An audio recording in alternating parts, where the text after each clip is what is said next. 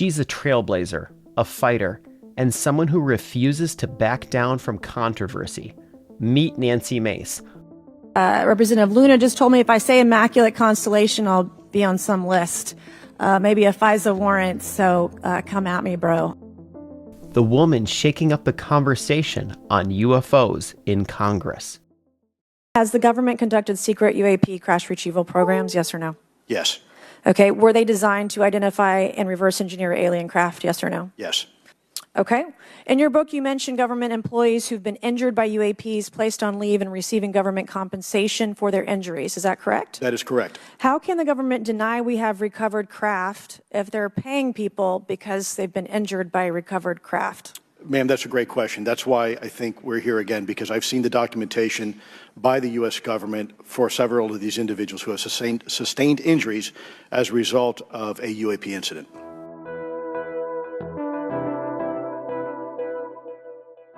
Welcome back to Alien Wisconsin. Today, we're doing something new, highlighting a rising political figure who could play a pivotal role in the fight for UFO disclosure, Nancy Mace. Who is Nancy Mace, and how did she become a leading voice in exposing government UFO secrecy?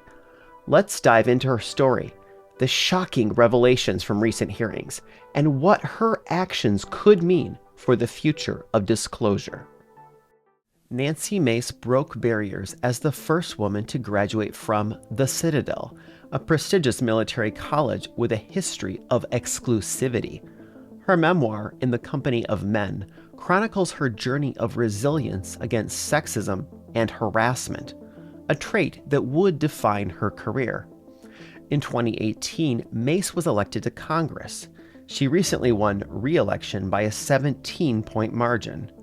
Known as a fiscal conservative, she's challenged government waste and authored impactful legislation, such as ending the shackling of pregnant women in prison. Nancy Mace recently gained attention for her amendments to U.S. House rules on women's bathrooms, but the UFO community first saw her in the spotlight on July 26, 2023. Mace gained national attention during the 2023 UFO hearings, where her questioning of military intelligence officer David Grush revealed explosive claims of recovered alien bodies. This clip was played that evening on local news stations around America, making Nancy Mace the face of government UFO disclosure. You've stated that the government is in possession of potentially non-human spacecraft. Based on your experience and extensive conversations with experts, do you believe our government has made contact with intelligent extraterrestrials? Something I can't discuss in public setting. Okay, I can't ask when you think this occurred. If you believe we have crashed craft, stated earlier, do we have the bodies of the pilots who piloted this craft? As I've stated publicly already in my News Nation interview, biologics came with some of these recoveries, yeah. Were they, I guess, human or non-human biologics? Non-human, and that was the assessment of people with direct knowledge on the program I talked to that are currently still on the program. Following the hearings, Congress passed some modest UFO-related provisions in the Defense Authorization Act of December 2023. For the first time, legislation governing UFOs was enshrined in U.S. law.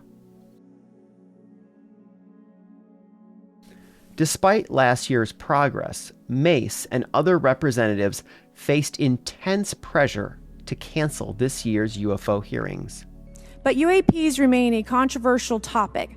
I'm not going to name names, but there are certain individuals who didn't want this hearing to happen because they feared what might be disclosed. But we stood firm. No amount of outside pressure would ever keep me from pursuing a subject to ground, come hell or high water. So what was being hidden that prompted efforts to stop Congress from holding the second UFO hearings? The answer lies in Immaculate Constellation. Immaculate Constellation. Immaculate Constellation. Immaculate Constellation. Witnesses, including Lou Elizondo and journalist Michael Schellenberger, testified about this secret Pentagon program, allegedly retrieving UFOs and operating without congressional oversight. As Schellenberger explained, these programs have evaded congressional scrutiny by burying operations under layers of classification and hiding in legal gray areas. However, we now have existing and former U.S. government officials who have told Congress that AARO and the Pentagon have broken the law by not revealing a significant body of information about UAPs, including military intelligence databases that have evidence of their existence as physical craft. UAP whistleblower. This person has written a report. This is the report that says the executive branch has been managing UAP, NHI issues without congressional knowledge, oversight, or authorization for some time, quite possibly decades. Immaculate Constellation wasn't the only issue Mace and Congress dealt with during the UFO hearing. They also focused on excessive government secrecy. Mace argues excessive secrecy obstructs Congress's constitutional duty of oversight, not just in UFO programs, but across all federal spending.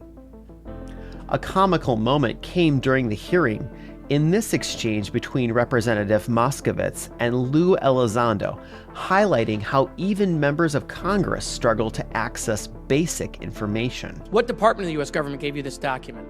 I will say the Department of Defense. Unfortunately, I can't say in this forum much more than that. You specifically said the document said you can't talk about crash retrieval.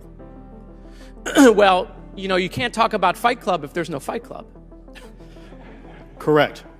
Okay, I'm just making an observation. The first rule of Fight Club is you do not talk about Fight Club.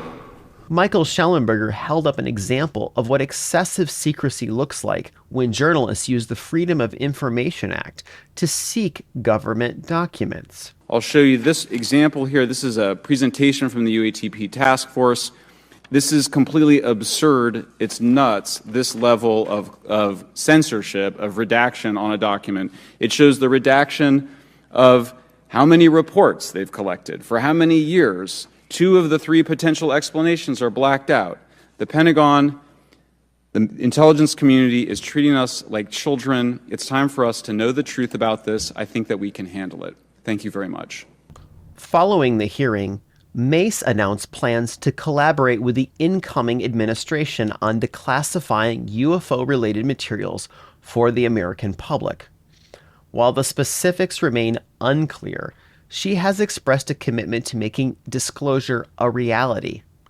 In this clip, she says those disclosure discussions have already started. I have communicated with folks that I believe will be going into the administration. We have overclassified information. We do it all over the place in every agency, and we should start putting more information out there. And with those that are going to be confirmed for some of these positions, I've already started communicating a desire to say, here's a way to disclose, having some kind of controlled disclosure. You don't have to say everything, but the American people, and especially Congress, we do deserve answers to some of this. What kind of money is being spent? How's it being spent? Are people being injured? Is there a retrieval program? Is this an arms race? And where are we? If this is an arms race, then where are we on? Are we winning it? What have we learned from it?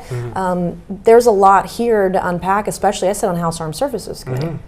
And we shouldn't be, agencies shouldn't be hiding technology from other agencies. We should be working together, right?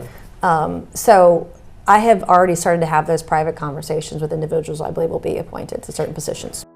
Nancy Mace is an unlikely but powerful ally in the fight for UFO transparency.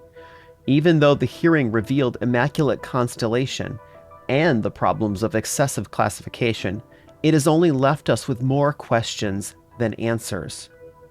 During these fractured political times, will this be the bipartisan issue that finally unites the government?